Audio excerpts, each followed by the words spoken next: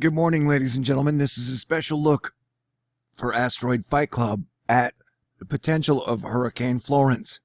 And this is also for anyone on the East Coast who is looking for all data to add to their data set to make decisions about how they will prepare and if they are going to evacuate for this event. Now, this is pretty doomy, and I might cuss. Asteroid Fight Club is not for children. And so we are going to look at the GFS Run. And it is a worst case scenario.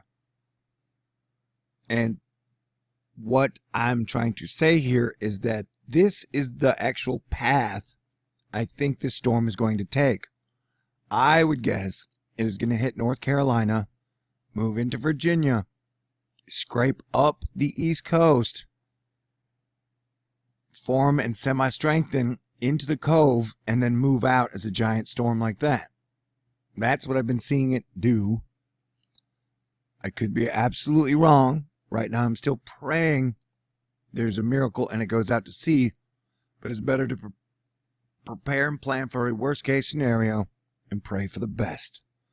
This also has it landing at 922 millibars, which would be a category 4 hurricane, with 150-mile-per-hour winds and about 15 feet of storm surge on top of epic rainfall.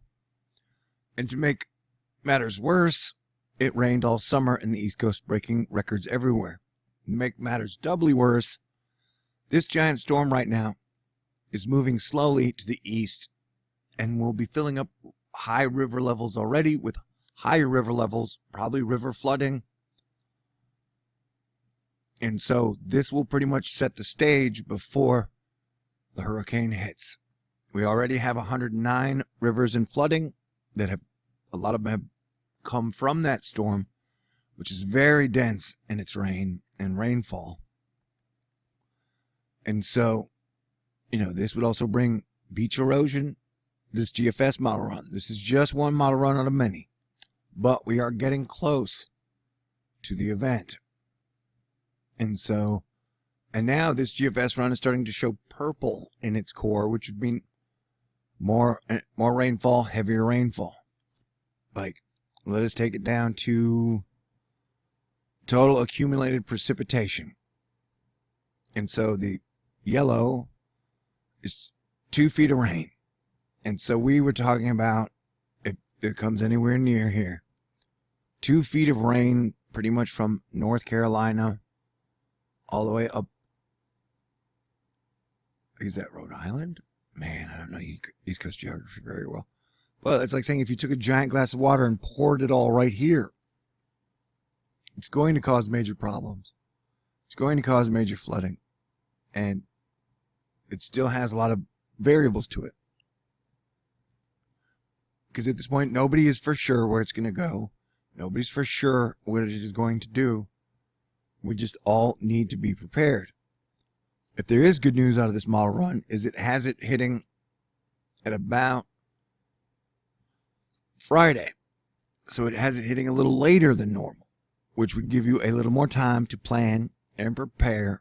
And for people like me and the cranky weather guy to try and figure out, and everybody else in the weather community to figure out where it's going. And so the more you prepare now, the more you plan now,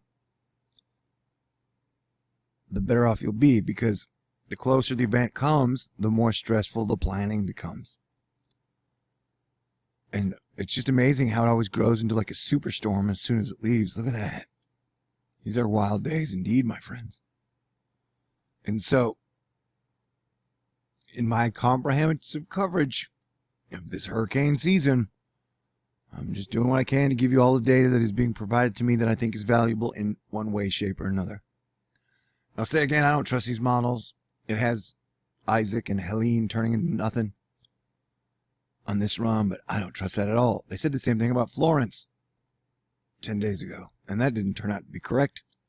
In Hawaii, the GFS still has you getting hit by a tropical storm or hurricane on the 12th, about the same time or right before the East Coast would be getting hit. So these are crazy and wild days indeed. I highly recommend You put together your own data source. I think it's better to be safe than sorry if you can afford to get out of town. I know North Carolina and Virginia have declared states of, and South Carolina have declared states of emergency. So if you're going to try to leave for work or school with your friends, your family, your kids, your pets, and even your poorer friends who might not be able to afford it, put them in the car too. You will, now that the governments have declared states of emergency, hopefully it will be an easier time.